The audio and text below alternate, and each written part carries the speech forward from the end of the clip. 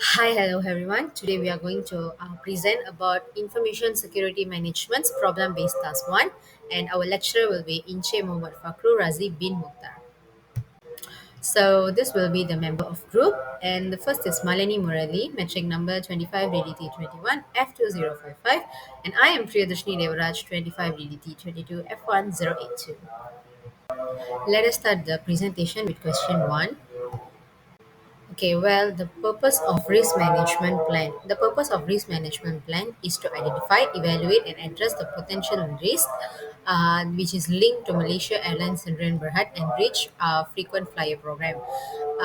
The primary objective is safeguarding the personal information and data of the program members, so thereby upholding the security and privacy of such information. Well, the next would be process. The first would be identifying risk. Identify and classify risk according to their potential impact on the enriched program, encompassing vulnerability, threat, asset, and consequences, incident, and also impacts. So the second one would be evaluate risk, assess the likelihood and potential consequences of each identical risk, like prioritizing them based on the severity and potential outcomes.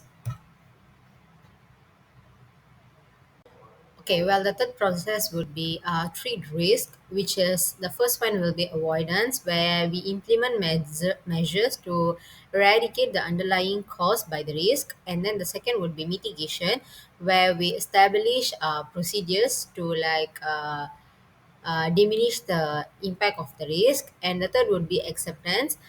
We recognize and acknowledge the risk with a plan and monitor them. And the fourth would be transfer. And the last process will be monitor and control changes, where we constantly evaluate the risk management plan, adjust it according to the necessary, and shift the operational context, where organized objective and also the risk management. All right, so the last process would be risk management and plan approval. Obtain approval from the relevant stakeholder, including the project manager and also the project sponsor.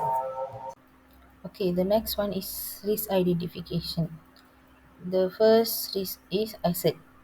I enrich frequent flyer program data, and the second one is vulnerabilities, third party IT service providers, and the third one is threats, data security incidents, and the fourth one is impact, compromise personal information, and the fifth one is incident, data security incident between March 2010 and June 2019. The last one is consequence, possible damage to the company's reputation. The next one is risk analysis. The first risk is insufficient data security measure at third-party IT service providers. The likelihood is medium, the impact is high.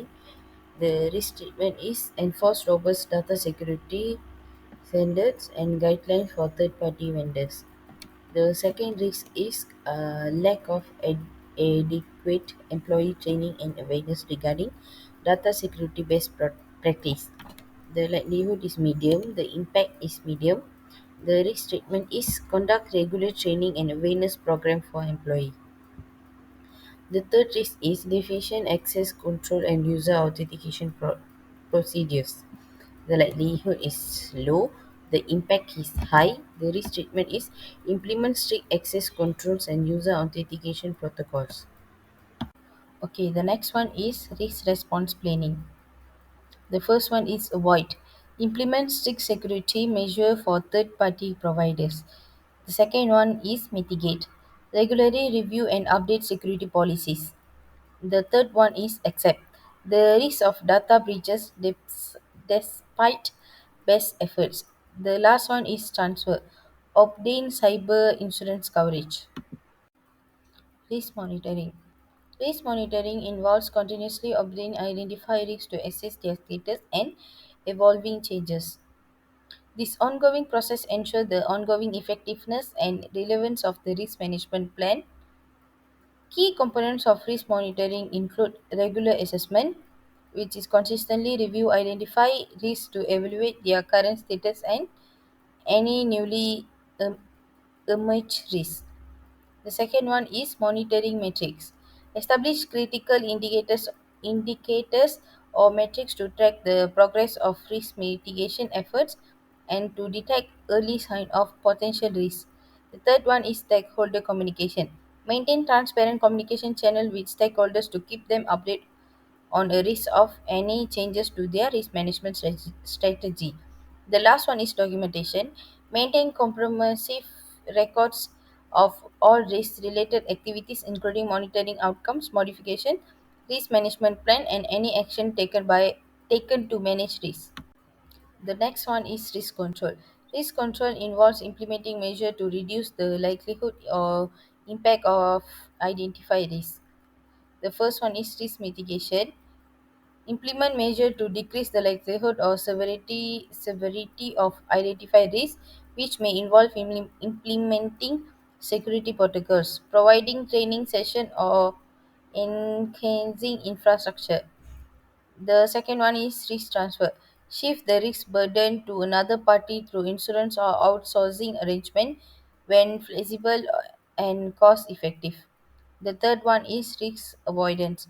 Take proactive steps to avoid risk entirely by eliminating the root cause or refraining from activities that trigger them. The last one is regular updates. Keep the risk management plan up to date and reflect changes in the risk of landscape, ensuring that risk measure remain effective. Well, this is how the risk management approval looks like. The next one is question 2.